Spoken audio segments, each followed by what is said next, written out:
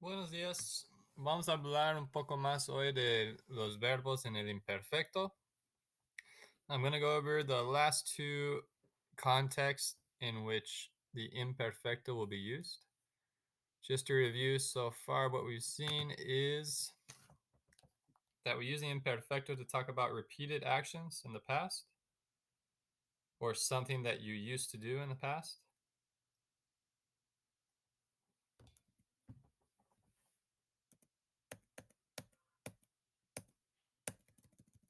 And here's some phrases that we saw that tell me to use the imperfecto in the past tense. The second context we went over was setting the stage for an event that occurred in the past.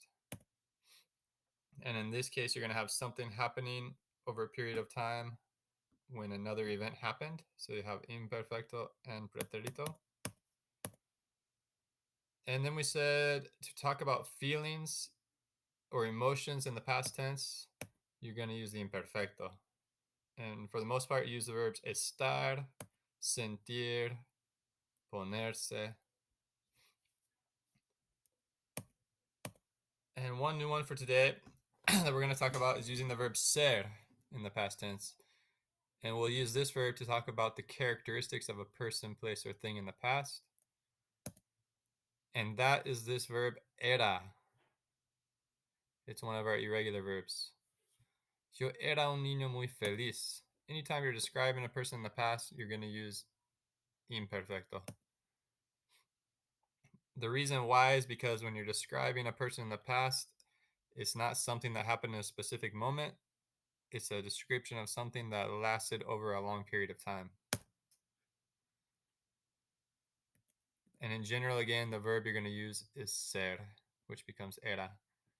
Yo era, tú eras, ella era, nosotros éramos, y ellos eran.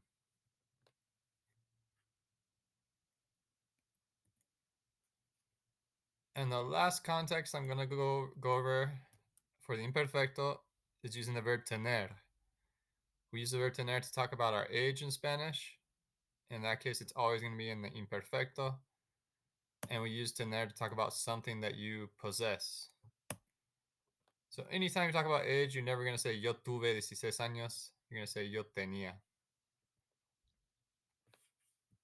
And anytime you talk about having something in your possession, ella tenía 5 perros. Or in our story, Carol tenía 24 gatos. Why is it tenía and not tuvo? Because she had it over an extended period of time.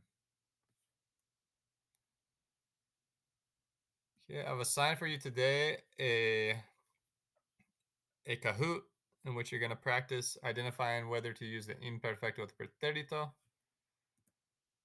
So make sure you're thinking about these different contexts while you're doing that. And also I have a reading about salsa music, the history of salsa music, which I think is pretty interesting. Most people think salsa started in the Caribbean, but you'll find that it actually started somewhere closer to home. Ok, feliz viernes. Espero que tengan un buen fin de semana. Adiós.